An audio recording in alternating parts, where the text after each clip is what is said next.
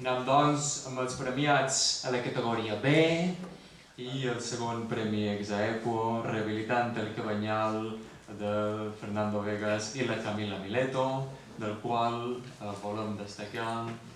la iniciativa ciutadana que va impulsar la protecció i la conservació dels barris marítims de València i la publicació d'aquest llibre que dona a conèixer el barri i resalta les seves característiques urbanístiques i arquitectòniques com a exemples d'habitat contemporani on s'entrellacen valors materials, socials i culturals. Aquests poblats representen un patrimoni cultural, urbà i arquitectònic que encarna valors de sostenibilitat i resiliència essencials en la nostra societat actual, en línia amb les polítiques de la Unió Europea. A més, són reconeguts a nivell internacional per la seva resistència i participació ciutadana. El llibre convida a conèixer i apreciar un dels barris més extraordinaris de València amb un ric patrimoni arquitectònic i una personalitat única.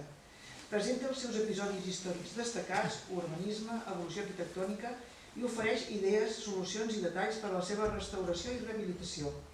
amb exemples concrets en diversos habitatges d'aquests poblats marítims i reflecteix intervencions obertes i inclusives realitzades en la zona.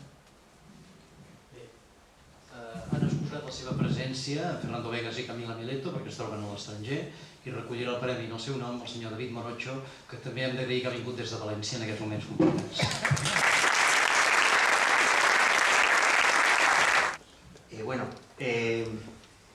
Bueno, es una pena que no haya podido estar aquí Camila y Fernando,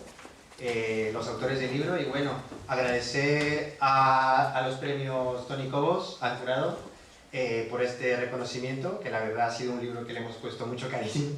Intenta poner en valor no solo la arquitectura tradicional de los poblados marítimos del Cabanyal, sino también mostrar esa reivindicación del barrio que ha surgido de años y poner también en valor este vínculo de esta identidad con el barrio y su gente.